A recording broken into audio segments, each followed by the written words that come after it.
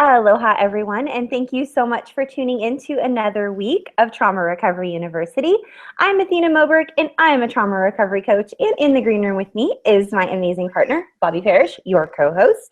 Tonight's topic is breaking the cycle of abuse in your family. So what does that even mean? Is it even possible to break the cycle of abuse? What does breaking the cycle look like? Are we able to just as an individual break the cycle? We're gonna go ahead and say hello to some people that are already tweeting in live. This is an interactive broadcast. If this is your first time joining us, please go to Twitter, type in the hashtag No More Shame, and type out your questions. This is live Q&A every Monday, 6 p.m. Pacific, 9 p.m. Eastern. New topic every single week, topics that you suggest. So if you have a topic that you would like us to discuss, please send us an email at nomoreshameproject@gmail.com, or we'll give you some more contact details later on in the broadcast. We cannot wait to unpack tonight's topic of breaking the cycle of abuse. It happens, I know I say this all the time, but this is one of my most favorite topics. This and boundaries and safe people. I have a lot of favorite topics, but this one specifically, breaking the cycle of abuse and the realities behind it and what it is that we can do as survivors to break the cycle of abuse in our family.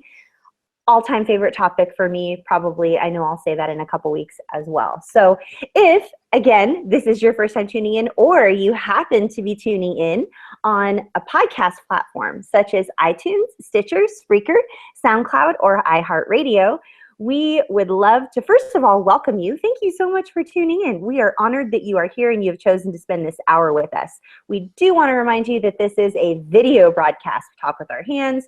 We have live Q&A on our Twitter feed, and we interact with you personally. So please find us on YouTube at Trauma Recovery University, or on our Roku TV channel, which is Trauma Recovery University. And as a thank you for all of you, whether it's on a podcast platform or YouTube or Roku, we want to say thank you. Just thank you for being one of our loyal viewers, listeners, or just an awesome survivor or a subscriber. And as a thank you, we want to give you complimentary access to tonight's downloadable one-page resource. You will go to traumarecoveryuniversity.com or nomoreshameproject.com. Click on the tab that says Downloadables, page all the way to the bottom if you are tuning in during the month of September of 2015. And you will find a one-page downloadable resource that says Child Abuse Survivors Breaking the Abuse Cycle. So we are so excited to unpack all of this tonight, to answer all of your questions live, interact with you, share, and I'm just going to turn this over to Bobby Parrish, and she'll update us on everything going on with our annual anthology. If you would like to write for us and be a part of our annual anthology, please go to traumarecoveryuniversity.com or nomoreshameproject.com. Bobby's going to give us our trigger warning, hook us up with rain, let us know all kinds of other fun things that are going on, because No More Shame November is coming. So take it away, Bobby. Hi, everybody. Goodness, of course, as soon as I start to speak, my allergies go crazy. Oh, no. I am so glad that you're here. We're both excited that you're here, whether you're watching us live, watching on YouTube, or listening on a podcast. It is totally our honor to be here, and Athena and I both love survivors, and we love working with them. We're very passionate about it, so we're honored that you're here. This is a broadcast about childhood abuse, and sometimes specifically about childhood sexual abuse. So we do want to issue a big trigger warning and let you know that this can be triggering. For some reason, for some survivors, watching the video is more triggering than if you just listen to the audio or you attend one of our Twitter chats. So please know that at any time, if you feel triggered, you can just pause the broadcast or even stop it and put it away and come back and finish later when you feel better. We absolutely encourage you to do that. If you're in crisis, we encourage you to reach out to our friends at RAIN, the Rape, Abuse, Incest National Network, 2 N's at the end. They have a crisis hotline phone number, and that's 1-800-656-HOPE. Or you can go to their website. We do have a significant amount of survivors in the UK that watch our broadcasts. And of course, you can't call a US toll-free number, but you can get on to their crisis chat feature on their website. And that's at rainn.org. So rain.org. And we just really encourage you to reach out if you're in crisis or you need help accessing some resources for your recovery. And we're so excited because No More Shame November is coming up. That is the month that we really hit the social stratosphere hard with awareness and advocacy work for abusers, for childhood survivors. Survivors of childhood abuse. I will get that eventually. It's like calling your child the dog's name and then having to go through every single name until you actually get to the child's name. Okay.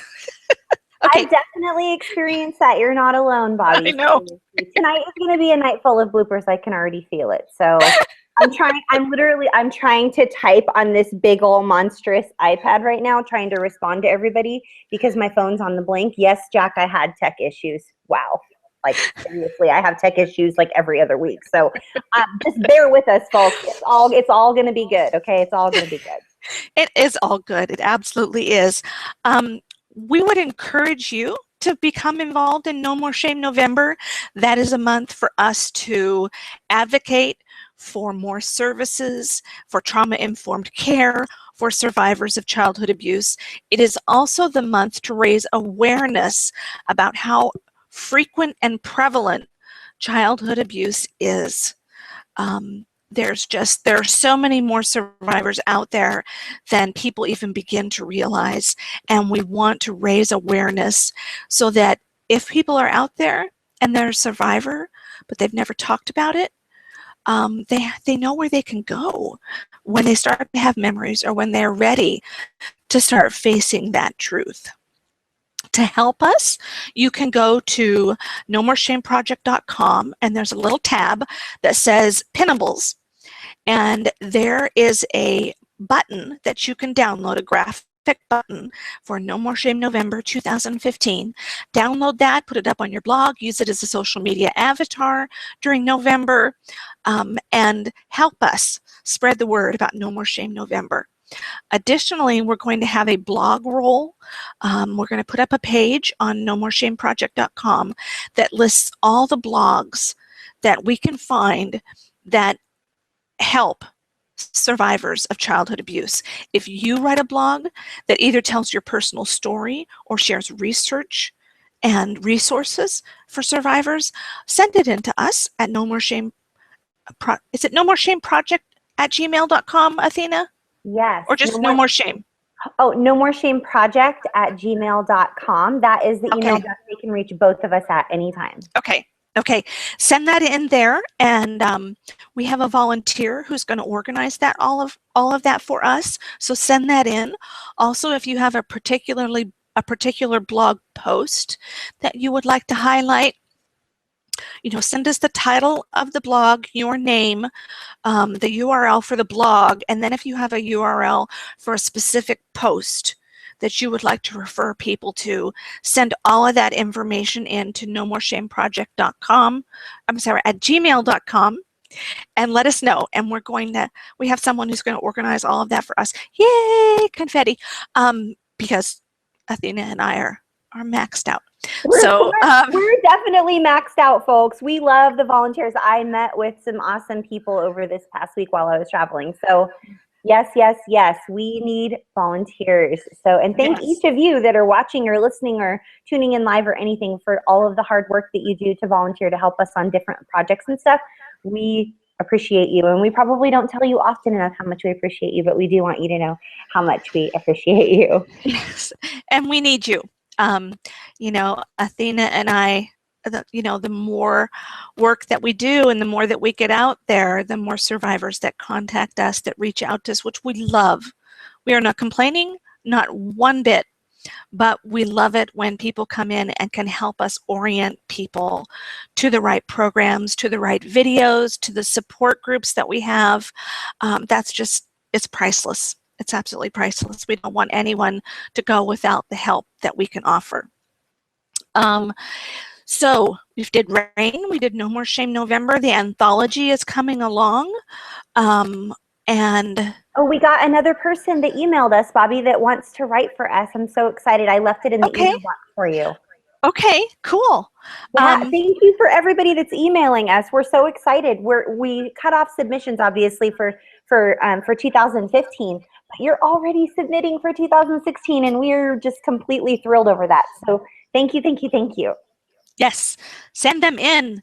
We want them all. We want them all. And if you want to send in, when you're sending in your blog post for No More Shame November, just hop over and look at the guidance for submitting a post for the anthology for 2016. It's on nomoreshameproject.com. The tab says book. And that always reminds me of that dog on is it a Hotwire commercial or something where they're booking a travel, and instead of the dog going bark, bark, bark, he goes book. Yes. Oh my gosh, it's so funny. I was my husband and I don't ever watch television, but for some reason we were watching Dancing with the Stars. That's what it was, because okay. That show. But yeah, I came on and I was sitting in my chair laughing like a 5-year-old. My husband was like, "That's really not that funny." I'm like, "Yes, it is. Yes, it is. It's hilarious." Yes. Okay. Book. So yes.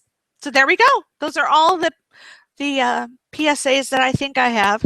I hope. I think so. I know that you guys. I know that we get a little bit discombobulated when we have tech issues and all of that. I want to assure you that I'm getting ready to change servers and being proactive in this approach. And I am trying to wrap up the finishing touches on the new Trauma Recovery University website for those of you who are trying to tune in there and log on, and it's telling you go to nomoreshameproject.com. So I just wanted to give you that update. Yes, I am aware that it's a lot going on. I'm on a shared server, you guys. So I know that all of that's a little bit geek speak, as Richard Grannon says, or nerd speak. I forget what he says, but I'm on a shared server. I'm getting ready to shift and go to a different server and hopefully try to get a little bit more of a dedicated server, which is more expensive.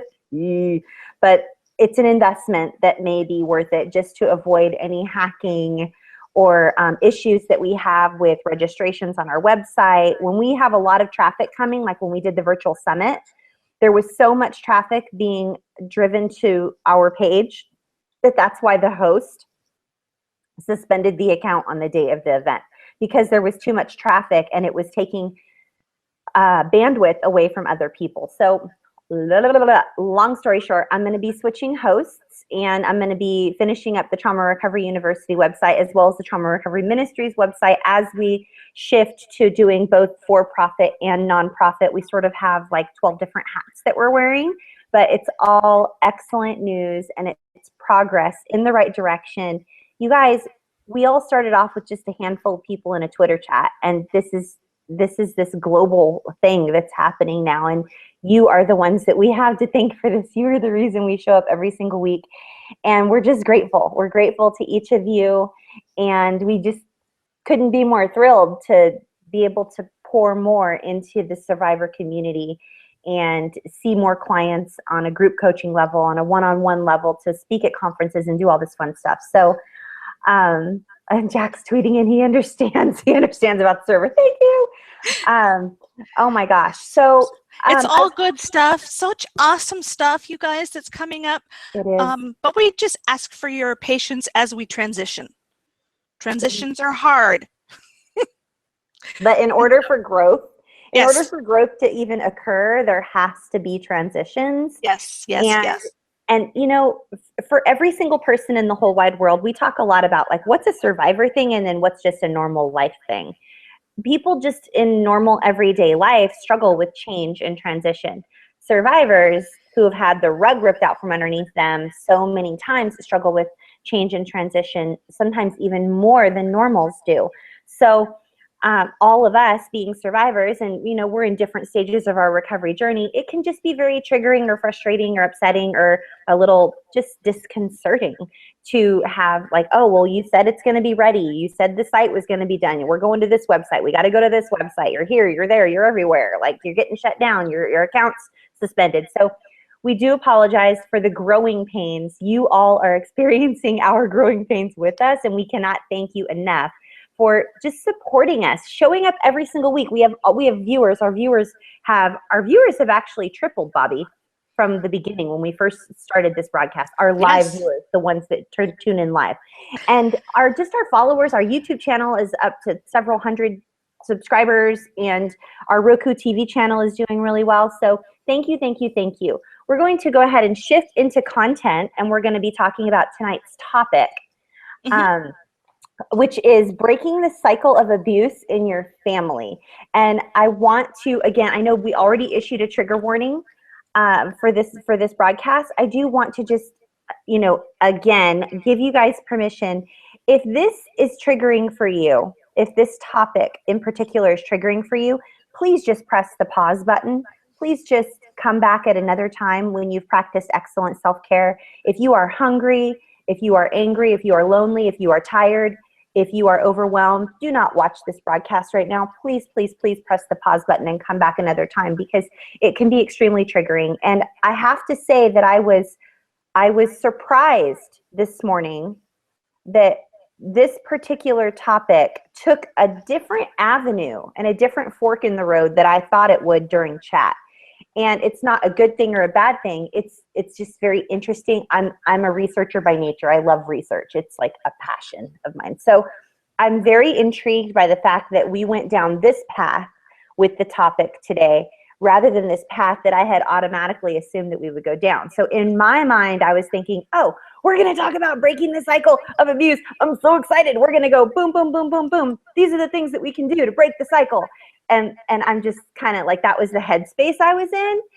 And then all of a sudden it was like we all show up at this Twitter chat and we're all hanging out together. I picture it like we're all in a room together, and we're all, as people show up, we're like, oh, hey, come on upstairs. Would you like something to drink? How have you been? Oh my gosh, how was your week? That sort of a thing. It immediately shifted rather than what I initially had anticipated, which is, so let's talk about these strategies of how we can break the cycle. This is so exciting that we're going to break the cycle. It immediately shifted. It didn't even shift. It just never even went that way. It started off and ended in a totally different direction, which was,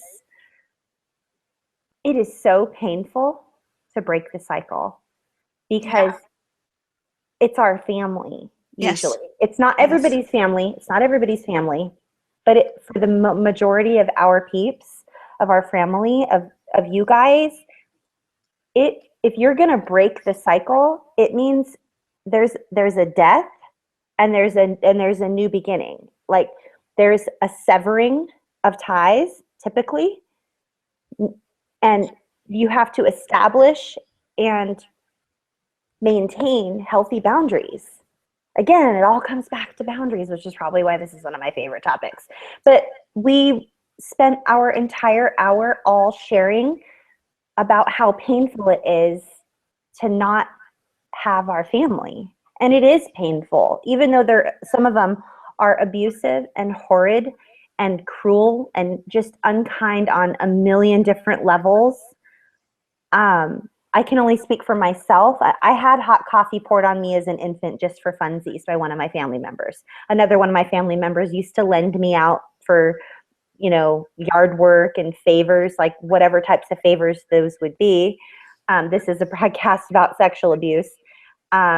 Just with complete disregard, a lack of humanity is the only thing I can describe of how I was treated. I was treated with less respect and consideration than a dog or an animal. People go to prison for abusing animals. Like, you wouldn't even think twice about abusing your pet. But I was treated with less regard than a household pet. I was treated with the same regard as like dirt that you would kick off your shoes, or like, oh, just throw it outside. Ew, ew, like something that was disgusting. That's how I was treated. And so, but yet that pain of not having that family is real. it is so real because at least you have family. You can't pick your family, you know. So anyway, Bobby, that's kind of where I was at on this whole thing. I was, you know me, I'm sort of like, okay, boom, boom, boom, come on, let's get the bullet points out. Let's strategize. Let's do this. Let's do this thing. We can do this. And then all of a sudden I just got to sit there and be and go, wow, it really is painful to not Yeah. have family. And I was sort of shocked that I was in that headspace and like able to just sort of be there with everybody. But I was grateful because you guys are my family now. I mean, I've chosen you. Right. And a chosen family can be so powerful, so very powerful. But, you know, I can't tell you how many times I have survivors who have disconnected from their families because it was the right thing to do for their health, and yet they still miss them. And they come to me and they say, I don't understand, Bobby, why do I still miss them? Why do I miss them? How come I miss a person who abused me? And they, you know what the underlying thought to that is? I get closer and closer to my camera here and stare at you. Me too. We'll just stare into your face, everybody. Okay. Oh, did I mute you? I think I muted you, Bobby. Hello? Oh, no. Oh, guys, I hope Bobby's camera, I was just being silly. I hope Bobby's computer didn't just die again. Either way, I was shocked just by the level of transparency during our chat today and just how everyone was so willing to share about the pain that they incur with that severing of ties of their family. I have several clients right now and several people that I'm in contact with, just even in our group coaching, that are going through similar situations. You know, they miss their family and they know that the severing of ties that they have had with their family is, like Bobby was just saying before her computer apparently died. Whoops. It is painful to sever those ties, and it is for our mental and emotional well-being. It is for our overall health, like it's my physical well-being as well.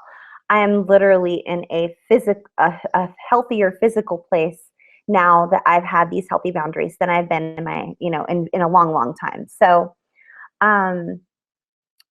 it is, while it is very painful to have those ties severed with the people that were abusive, whether it's family or even outside of the family, it is natural and normal for you to miss the people in your life that you're used to having around you. It is completely normal and it's okay. And I've been repeating something to myself over and over and over. I sort of pray my way through. If I'm triggered or I'm feeling a loss, or I'm feeling in despair, or I'm feeling sad, or I'm feeling anxious, or I'm feeling anything but at peace, I tend to pray my way through those moments, and I end up repeating this affirming phrase to myself over and over and over and over again, and it's very calming for me. And so I just want to share that phrase with you. And what I was saying to myself, and today in particular, because chat was especially triggering today, I was saying, what I'm feeling right now is perfectly okay. Where I'm at right now is 100% okay. It's okay that I'm feeling like this. It is normal and natural for me to feel like this. It is okay for me to feel like this right now. I am not always going to feel this way. The way I feel right now is temporary. And so as I repeat those words to myself over and over and over and over again, I don't normally do it out loud unless I'm especially triggered and I need to ground myself somehow.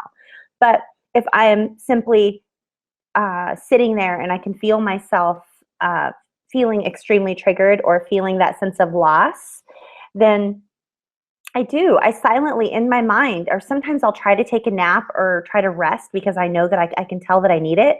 And I'm not able to rest my mind or my body because my thoughts are racing. And I will in my mind, I will say, it's okay that I feel like this. It is normal and natural that I'm having these feelings. These feelings I'm having right now are temporary. I'm not always going to feel like this. This is just one step in the process toward my recovery, and God is going to make all things new. I'm just trusting that He is going to work everything together for good.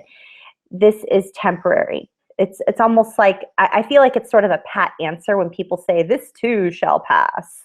But I mean, if we're sort of wrapping it all up and looking for one phrase, I think I am sort of trying to tell myself that this too shall pass. I'm not minimizing, I'm not dismissing the feelings that I'm having, because the feelings I'm having, that deep loss and that pain of missing my family, even if they weren't, the healthiest choice for me to be around, or they didn't treat me with love and kindness and patience, and they weren't healthy, it's natural and normal for me to miss them because I spent most of my life with them.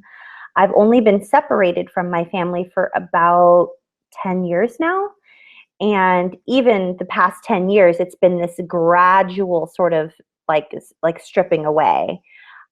It's only been just the past several months that I've had some very, very, very healthy boundaries. And I've sort of not been in contact with certain family members that are very dismissive or just unkind and selfish and what have you. So it is 100% normal for you to feel the way that you're feeling. And I want you to know that it's okay. And it's okay for you to tell yourself over and over, as many times as you need to tell yourself, it is natural for me to be feeling these feelings. Missing my family is normal. I'm not going to feel like this forever. This is a temporary feeling. Bobby, please tell me you're back.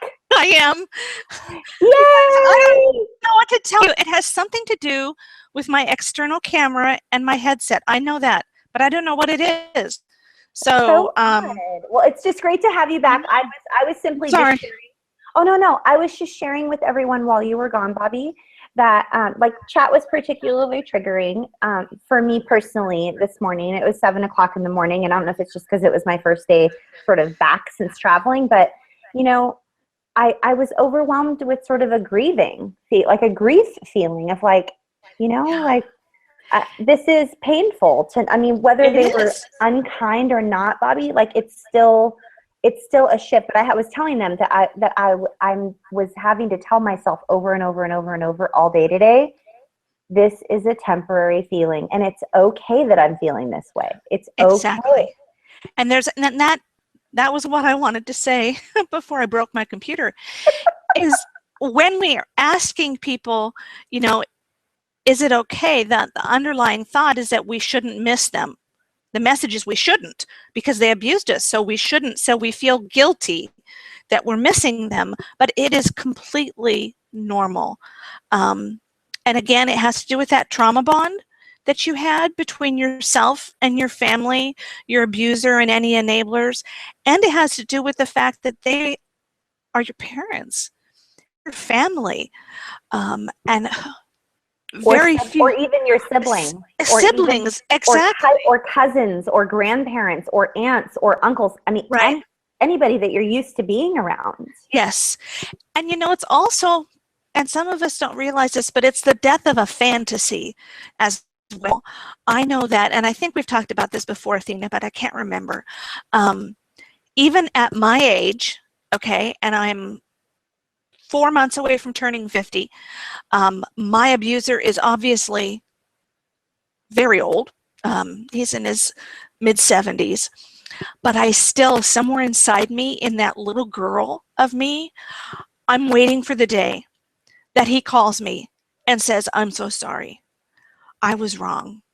I shouldn't have done that, and I want to make amends, and let's have that father-daughter relationship that we never had. And that's unreasonable. There's 0% chance of that happening, but it's still there, and I think it's normal. And so when you miss someone who abused you, or you miss someone who enabled your abuse, don't beat yourself up. It's normal, and it's okay. Yeah. And if I'm hearing you right, Bobby, are you saying that what we are actually missing is who we wish they could have been? Yes, some of the times, absolutely. Not all the time, but sometimes it is that we, we miss the father that we wish we would have had. We miss the mother or the sibling or the uncle that we wish and we deserved them, you Yeah. know? Or even And we have grandparents. to letting Yeah. go of that fantasy. It's really difficult to let go of that because honestly, like for me personally, I had romanticized the good times. This is natural and normal, you guys. I'm not alone in this. I know that some of you out there are going to be sending in some emails right about now. But I have my brain fun. My brain has extracted the good memories, whether they be many or few, and polished them up super pretty and romanticized them into a long strand of connecting fairy tale memories, conveniently deleting the painful ones because that suits what I wish that I would have had and what I want to believe that I actually deserved. Right. So But see, that is something your abuser did as well. So you learned that from your abuser. I did. I learned that from my main abuser who would say, "Oh, what do you mean? Don't you remember this? Don't Right. you remember that?" And I would say, "I have never even seen a photo album of me. Like, do you even have pictures? Like, do I even have baby pictures?" And what did I get? I got a freaking newborn picture. Like the kind where you're going like this. And you're like just barely out of the womb. And Right. like you're still, you have like stuff on you. Like I got Right. that's the picture I got of my childhood. I'm like, not exactly what I was hoping for. You know, So but that's interesting because I have a ton of pictures and I look at them and to be honest, they kind of annoy me or I feel angry because they don't show they don't show the reality. I love that though, because I have a hard time tapping into my anger. We know this. Like I struggle with anger. I go from and we've talked about this on previous episodes. Okay, so I go from, gosh, that was wrong. No, I did not deserve to be treated that way. And then I instantly move from, I feel that anger for just a second and oops, danger, Will Robinson, danger. And I instantly go to, well, they did the best they could. Yeah. I wrote Which a is, blog post this week titled Out of the Ether, talking about how our families, we grow up in this intoxicating, anesthetizing gas that keeps us in denial. But yes. and in order to see the truth of it, you have to step outside the ether. But when you're outside the ether, you can see the truth. Now you have to take all the pain that goes with it, or all the joy. You just have to take the emotion that goes with it if you choose to step outside the ether. But some of us, we can't breathe inside the ether. We can't exist in there. Why some of our family members can, why they do, I don't know. But for us, we have to walk away from our families, walk away from that sweet, intoxicating gas that allows us to live in denial and step out into the real world, into reality. And that, when you're there, that's when you can break the cycle. But as long as you choose to exist in the ether, it's virtually impossible to break the cycle because you're not seeing things clearly. But anyway, that was my take on it in terms of writing that piece this week. So No, it is hard.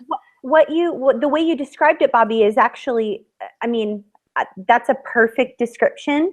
I mean, and you know how we always talk about how survivors have a really sensitive sense of smell. Right. Sensitive, say that 12 times fast. Sensitive sense of smell. So I think of exactly what it is that you're describing, and I can almost smell. Yes.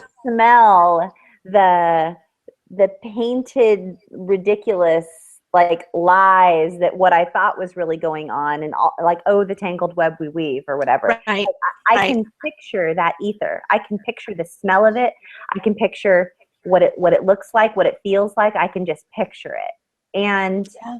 it is so true that if we step outside of that ether, I mean, it's almost like if we were to go to the moon, we wouldn't be able to breathe because we weren't made to survive on the moon. We would need to be, or if you go underneath to go scuba diving, you have to regulate and you have to have, you have to have oxygen. Otherwise you'll die. Fish are made to swim under the ocean. Like we were made, we were born into an environment that was filled with such toxicity.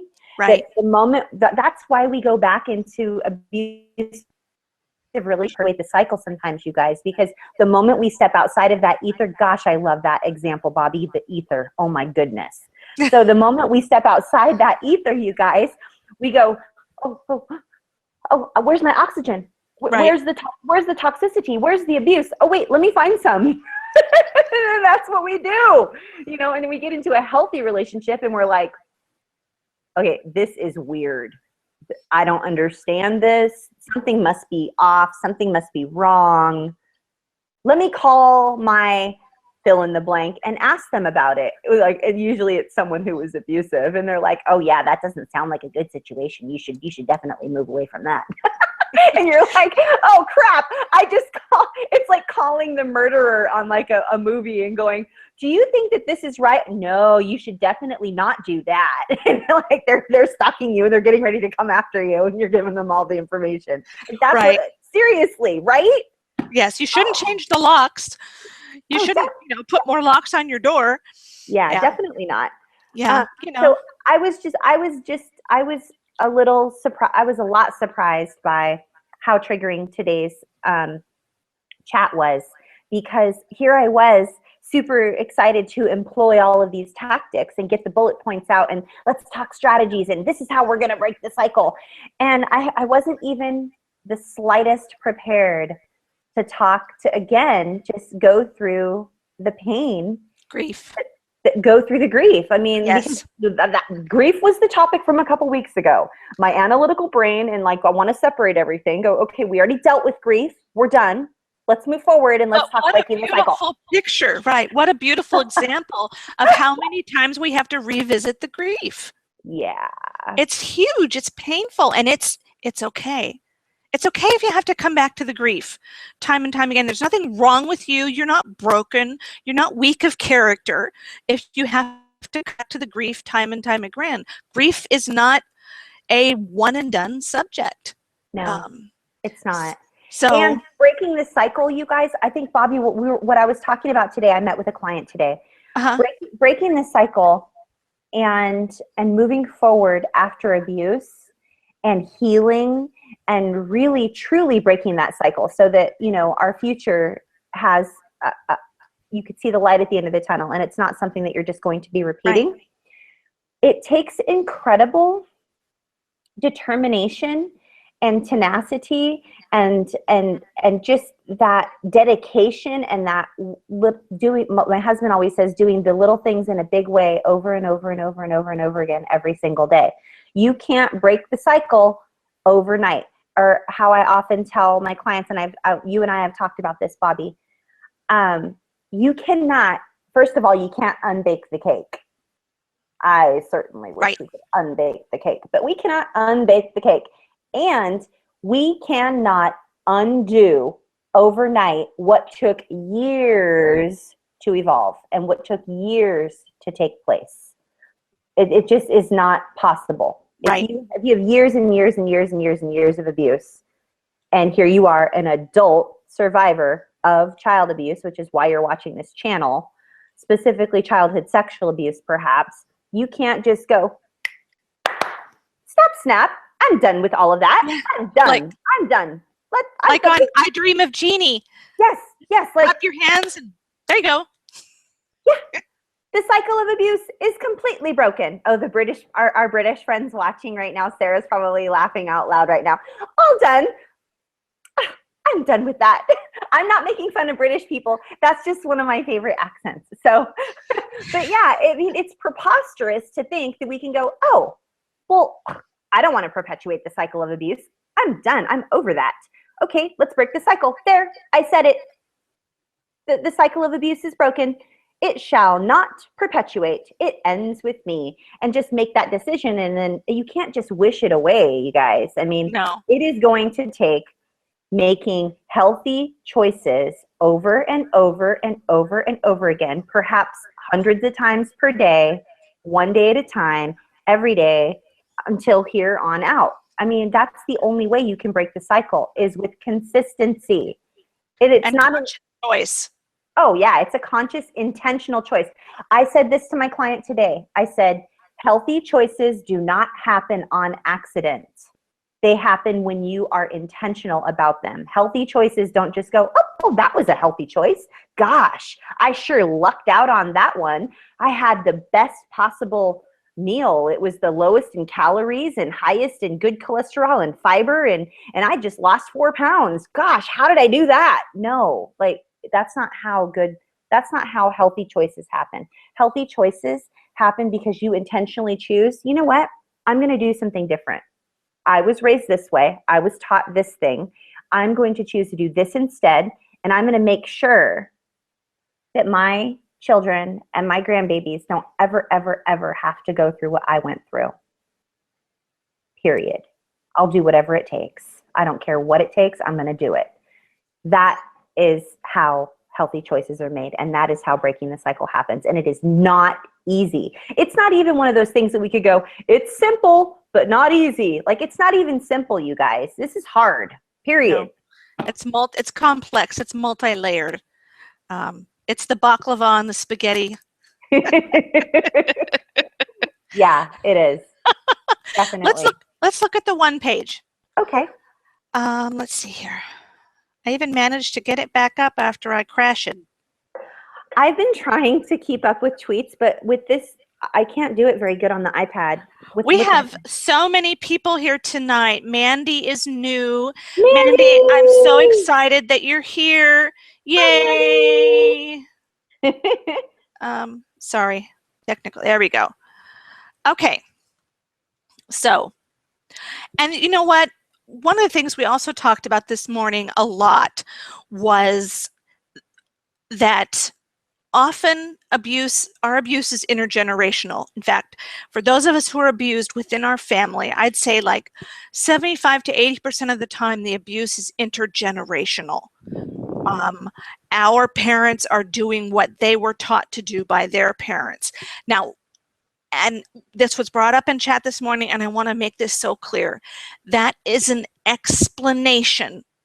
It is not an excuse. Not an excuse, okay?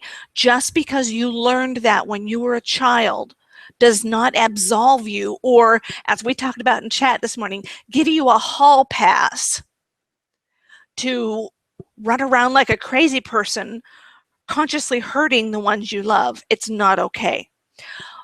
So the abuser may have been victimized, but that's not an excuse for allowing them to continue to do it, okay?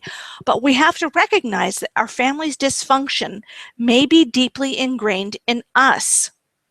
Abusing another is always a choice that we're responsible for having made, okay? We could just follow that training in our childhood. We absolutely could, but we have made a conscious choice to do differently. Even if the behavior that we picked up is one that seems to be uncontrollable, for example, if you have issues with rage, I've talked with a lot of survivors who struggle with rage. And when they're short on sleep and they're stressed and, you know, the child does the one last straw that breaks the camel's back and you rage out at your child, it doesn't feel very controllable. But you are responsible then for seeking help to address that. Okay, so I understand that some things feel uncontrollable. Perhaps you inherited the genes that make you susceptible to addictions. Okay, I understand. Addictions are a disease. So you, though, are responsible for seeking the help to deal with that addiction. It's so crucial that all of us understand our childhood, but Yeah. not use it as an excuse. It is an explanation. That's it. Yeah. I spent the first half of my recovery making excuses for my abusers and my enablers because the first thing out of my mouth, as soon as I would be in counseling or any type of session trying to work through my past so that I could be healthy and really, really, really just open myself up so that God could heal me, the first instinct I had every single time, you guys, was, gosh, but can you imagine what they must have gone through for them to treat me that way? I, Yeah. I can't even imagine what they must have gone through if this is how they're treating me. Oh my goodness. And my heart would just be broken. I mean, I'd be weeping because of thinking of them being hurt. But they didn't weep for me. I mean, my aunts, my uncles, my even a couple of my cousins, my mom, even my dad, like they didn't weep for me. They're the No. ones who either abused me or allowed my abuse to happen or perpetuated it. Hello. And here I am weeping for them, weeping for what must have happened to them for them to actually treat me the way that they were treating me. And it's just the way it is, you guys. And Yeah. it doesn't make any sense, but it just doesn't make any sense. No, it doesn't. It's, because when you look at all this, I think it is completely normal to get the question in your head, okay, so it's possible to break the cycle of abuse. I know that now. I see this. I've gone through the one page. I've been to the Twitter chat. I've listened to this whole broadcast. And here we are. We're talking about how it's worth it to protect our children. It is normal if your automatic thought right now is, well, then why didn't my parents do it? Why Yep. wasn't I worth breaking the cycle for?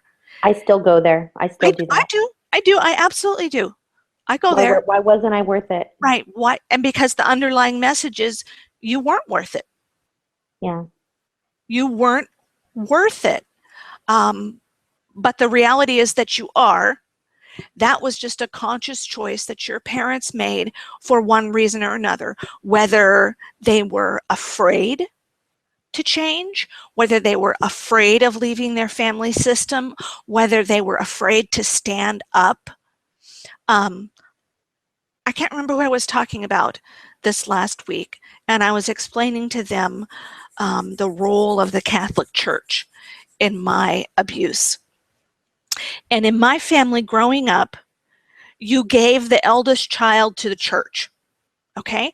Meaning that if your eldest child was a son, he became a priest.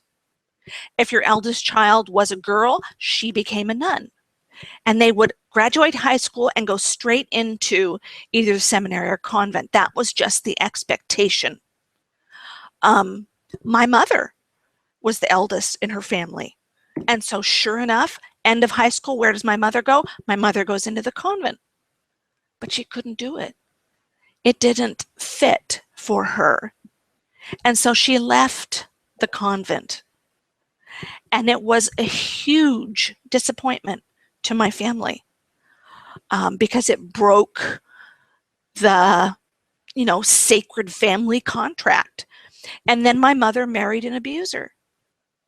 And I know in my head that for her to see that, you can't see that your spouse is abusing your daughter and go, okay, then that's fine, just carry on.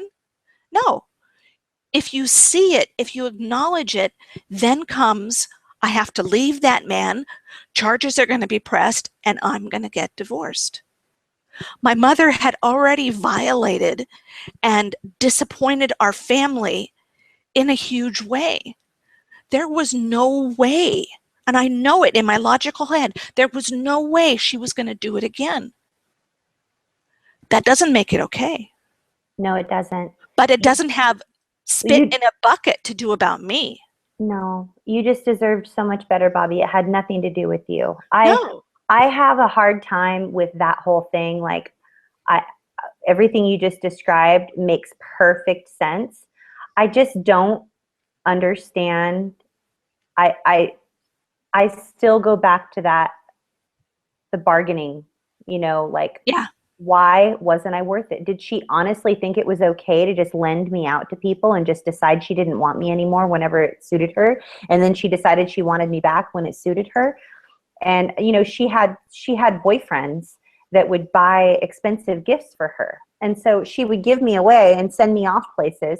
And then when this boyfriend would be coming into town, she would make sure that she went and got me so that I would be there. And then he would send money in the mail and cards and gifts and so forth. And whenever I would receive mine, the envelope would already be opened. Yeah. There'd be a little something, something in there. Yeah. Right. But definitely not, you know, I mean, she and a couple other members of my family were masters at using me to their advantage because I was a cute little girl and I was very well behaved. I didn't dare, you know, break any type of character. I had to always be, you know, perfect and this and that and whatever. And they would use that to their advantage so that they could get free things. They could get, you know, clothing and money and whatever it, you know, expensive gifts that they normally wouldn't be getting. Even though these family members were married, they would do this. They would use me as a what do you call that? Like a bartering chip or Yes. whatever. You were a trade. Yeah, I was a trade. I got traded. You were a commodity. Yes, I was a You were not commodity. a person. You were a commodity. Correct. And I still have a really hard time with the whole, like, I don't understand how you could possibly think that was okay. And like what you were just saying, you know, they must not have seen it. Your mom must not have seen it. Otherwise, you know, that would have meant her whole world would have came crashing down. But I don't know. It's just this whole breaking the cycle thing. Like in my head, I go, I know how to break the cycle because I did it. And it's like, you know, boom, boom, boom, 1, 2, 3, ABC. Yeah. And it's like, it's awesome. And it's my favorite. But when I go back and I look at the whole, but why didn't my parents break the cycle? Right. Right. That's where it gets super messy and super painful for me. You know, and Simi made a good point. She said, I'm betting some parents just didn't know they could change. And I have to agree with that I think some of our parents were so indoctrinated or so trapped within their family system that they didn't know they could change. Gosh, it just sounds so asinine. That. I believe it, but it just sounds so asinine. I mean, really? Like, I don't know. I just have such a hard time. I believe it. I do. I'm not being disrespectful toward you or toward Simi. Not at all. That's not what I mean at all. I just find it so hard to grasp. It like I mean, I might open up some whole crazy can of worms if I make the comment I'm about ready to make, which I'm probably thinking that maybe I won't make this comment right now. But I just don't come from the school of, well, that's the way it's always been done. So that's just how it is, you know, like. I hear you, but I think that the statement that you just made is not even one that they're aware of. Yeah. Does that make sense? That they're so brainwashed that they're not even conscious of the fact that I'm doing something that's always been done. You know what I mean? Yeah. They're on automation and they're so deep in the mist of the ether that they don't even know. I want to believe that, but just something in me, I have that bullshit meter that is like my gut is telling me that is just not I feel like it was a conscious choice. I really do for some reason. Like, and that's okay. You know, we have a strong need for justice. Survivors have a strong need for justice and fairness. I just want to believe. I do want to believe that they just didn't know, that it was just an ignorance. But when it was perpetuated over and over and over and over and over again, and I was begging and begging and pleading and crying, please don't make me go back there. It is so bad. These are the things that are happening. Please, please, please, please, please. This is horrible. I'm going to die there. Do you know that I'm going to die? I mean, who in their right mind would go, huh? I didn't hear you. I don't know what you're Right. talking about. Are you speaking Spanish? Oh no, wait, was that Greek or Italian? Right. Like, In those instances, absolutely. Absolutely. but that was like most of my whole life though. Like Right. yeah. Right. For you, I can't buy that one. But for parents where nobody ever said, the family system was so deep in that ether that no one ever said, not even the child was Yeah. aware things could be different. They're Yeah. so isolated, they're so embedded that nobody ever says, I think that might be wrong. Yeah. I think you should just maybe kind of take a look at that. There's something a little weird there, you know? Yeah. My No. my dad's mother is the one who poured hot coffee on me as a baby. His mother. How is he okay with that? Right, How right. how was he saw her pour hot coffee on me while I was at their house. Like, Yeah, how do you turn the other cheek and go, yeah, huh? Oh, was that a right. dog barking? Wait, was that a dog barking? Oh, wait, no, that's my child crying because she's being scalded with coffee right now by my mother. Like, seriously, for real? Yeah, Anyway, I just don't yeah. get it. That's some serious denial. I feel like Really I've come does. I have come from a family where the sadistic qualities are astonishing. And Yes, anyway, I don't want this. I don't even know. It's just so, it's baffling to me, Bobby. It is it just so is. It baffling. is. It is baffling. It is baffling because for us, we're mothers. Many people in our community, they're fathers, their aunts, their uncles, their grandparents, and they would never, ever, ever even allow even the slightest whiff of that crap in their life. They just wouldn't. And yet somehow, and again, I think that's why our minds turn to, well, then I must not have been worth it because surely they saw it. They just choose. Yeah, right. They chose not to do anything about it because they didn't see me as being worthy. Yeah, You know, it's all this big it is. mess. It's the spaghetti and the baklava. Yeah, it's just a It mess. is. It The is. whole It thing is is. a It mess. is. Because Um, what were their parents like? What were their grandparents like? Did their grandparents pour hot coffee on them just for funsies? Like, seriously. yeah. Like, I mean, like, it just has to, that's where I go immediately. Wow. Yeah.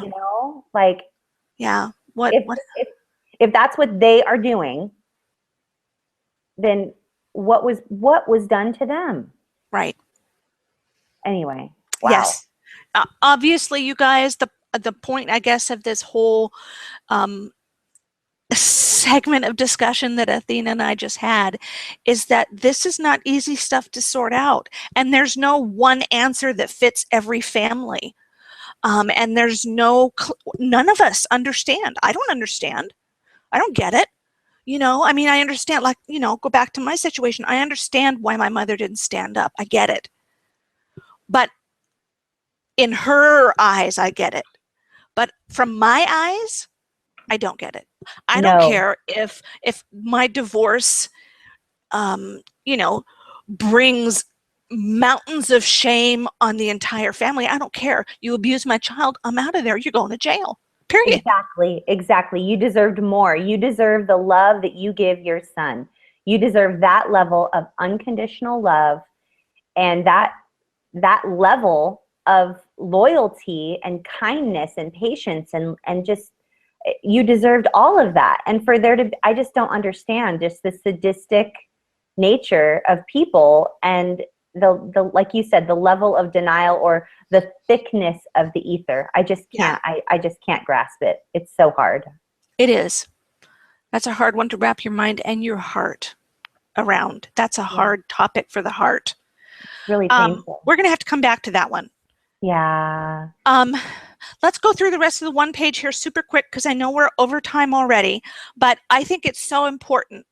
If you have been here and you have sat through this discussion that Athena and I have had, it's one that we needed to have, and it's one that you needed to see for some reason tonight, you needed to see this because you need to know, even with all the years and experience that Athena and I have behind us in working with survivors, we still find it baffling and impossible to understand. Atrocious. And horrific. Yeah. Yes. So if Yeah. you're struggling, hey, come on over. We're having a party. In fact, Sarah told me that she would make tea and she offered cake, but I said, no, I wanted cookies. Ooh, gosh. So, yeah. So it might take her a while to get here because she's in England, but Sarah, I'm ready. Yeah. I would love some tea and cookies. That sounds delicious. And you know what they call them? They call cookies biscuits, though. They call them biscuits.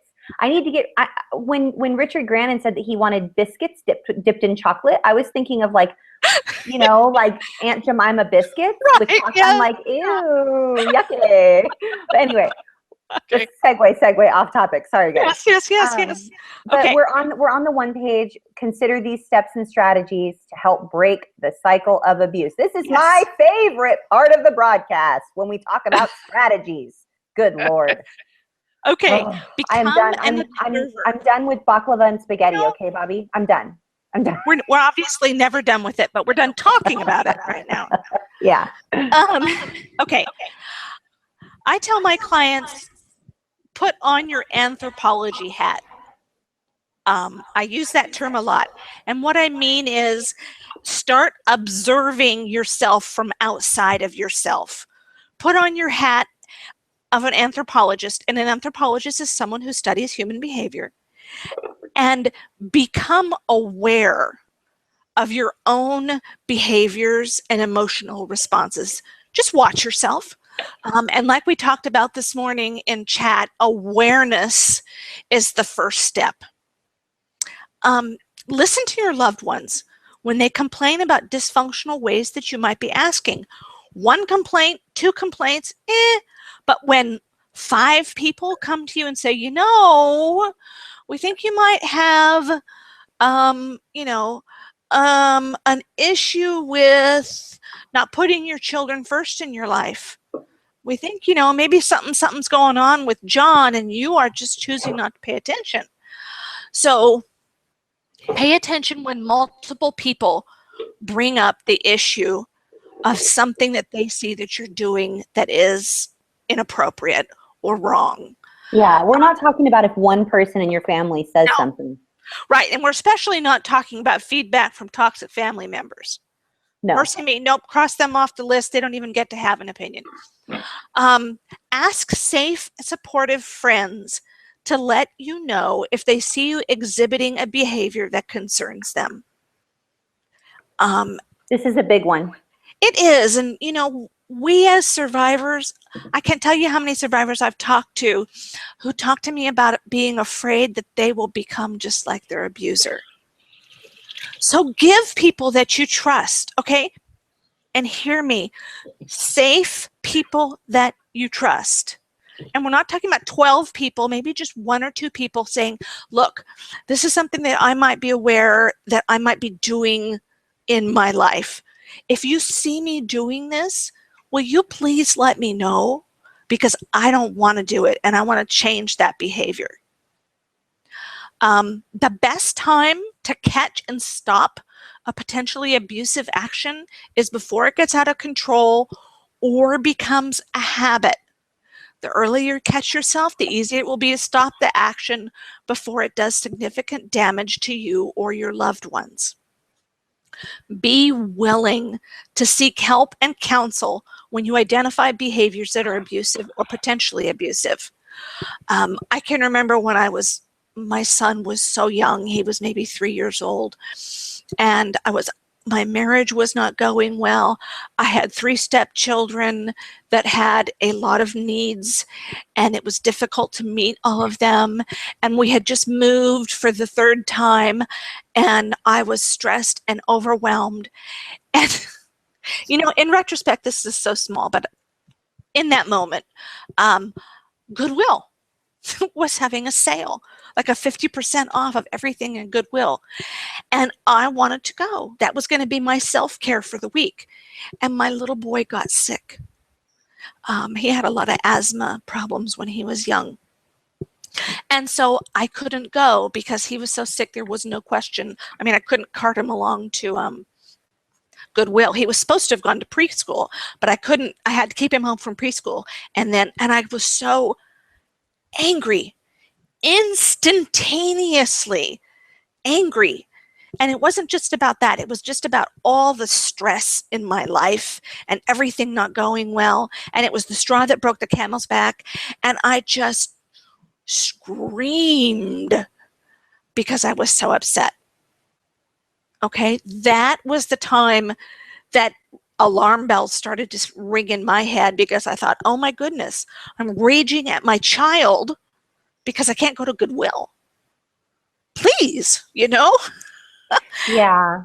But I mean, we survivors have, like, I was told by my very first therapist, I'm like, what is up with this rage? Like, out of nowhere, I'll lose my temper. And she explained it to me. I've mentioned this on previous broadcasts. Athena, the things that happened to you were absolutely outrageous. And when your mind begins to remember those things, you will rage out because those things that happened to you were outrageous. Yes, which is exactly the reasoning behind this next point, which is sometimes our dysfunctional behavior stems from our pain. Yes. In those cases, you'd need to address both the behavior and the pain. Okay? If you do only one or the other, it's not going to resolve the issue. So you have to deal with the pain of your childhood, because that pain may very well be the motivation, albeit unconsciously, for why we do some of the dysfunctional things we do. Definitely, it's not a hall pass, you guys. No, We're not saying that you're justified ever in raging out at your child. That's not what we're saying. So you can just save your nasty grams, go down and read the next line. We're almost done with the one page. Yes. Remember that you are responsible for your words and actions. It's the same as the abuser. We understand. I know. I get why my mother did what she did, but it's not an excuse. It's not okay. If you are having issues with a behavior that is abusive toward your spouse or your children, and you understand where it comes from, I'm happy for you, because you know what? That means you can deal with it, but it doesn't make it okay. It just doesn't. There's no justification for abusing another human being. Make a conscious choice not to continue the cycle of the abuse, and get all the help you need to make that a reality. Yeah. Yes. Yes. Yes. Okay. You guys, I'm sorry that I can't keep up with all of your tweets. It's way different on the iPad than it is on my phone. And, you know, the Twitter app shows up differently. I mean, I know that it's all updated on the iPad, but I can't navigate on the iPad holding it and trying to do the computer and trying to do everything. So I will answer all of your tweets and do everything I possibly can before the night is over. So this broadcast, Bobby, was a lot more triggering and in depth than I had anticipated it to be. This topic in general, I think when I say this is my favorite topic, I think the strategies and the result of breaking the cycle is what is my favorite. I don't think unpacking and looking at all of the spaghetti and baklava touching is my favorite. It's just too painful. It is hard. Yeah, but the result, you guys, the result of breaking the cycle of intergenerational family abuse, the result of you knowing deep, deep, deep down that your grandbabies or your children or whoever are not going to ever see what you saw, ever live through what you lived through, that is an unforgettable feeling. It is a wonderful feeling to get those cards on Mother's Day that say, thank you, I love you, you did everything you could, and you're the best mom, I love you so much, and thank you for all that you do for me, even though you've been through so much. I mean, that feeling is priceless. It is. It absolutely is. And Maybe right now you can't decide to break the cycle for yourself because maybe you don't feel like you're worth it. We talked a little bit about self-loathing this morning in chat again, and that is something that's so true for survivors. That's one of the after effects of our abuse. We can truly not see ourselves as worthy of breaking the cycle. So if initially you need the worth to be in saving your child, then do that. Do it for your child. Do it for your grandchildren. Eventually, if you're getting the right help and you're in a safe, supportive community, you will start to love yourself, and then you can do it for yourself too. It takes time. It takes time, and if you have to use your kiddos, use your kiddos. Works for me. Yeah. That the only reason that I didn't follow through with my suicide attempts is because of my son. I couldn't picture him being like by himself and not having somebody to love him and care for him and let him know how special he was. You know, like I just couldn't. I mean, trust me, getting out of all of the pain I was in and just the why, you know, the why is just in and of themselves alone, apart from everything else, are so painful. Why wasn't I worth it? Why did this have to happen? Why were they like this? Why was, you know, why? Those are enough to make somebody completely suicidal. I mean, and I do realize that my suicidal ideation and my need to just get rid of the pain, I understand that it's natural for me to have been feeling that way. I'm also grateful for the fact that I was given my son, because if it wasn't for my son, you guys, I wouldn't even be here with you guys. Yeah. I would not be, without a doubt, I know that I would not be here if it wasn't for just the deep love, that maternal, unconditional, incredible love that I had for my son. And I needed to know that he would be okay, you know? Yep. And find whatever that is for you. If you are experiencing suicidal thoughts, if you are in a place where you're not even sure you can break the cycle, but you want to, you wish that you could have broken the cycle, but you didn't, please, please, please reach out to us. You are not alone. You are not alone. Bobby and I have both been through a lot. We have not only we've been working with survivors for a really long time now. However, if that were just by itself, that would be enough for you to reach out to us. But we've built communities of dozens and dozens of people. We have thousands of people that we're literally reaching, and we're able to help you too. We're able to, if we can't help you, we can point you in the right direction for affordable or free complimentary care to someone that can help you. We can point you in those directions. It wouldn't be from us, it would be from somebody else.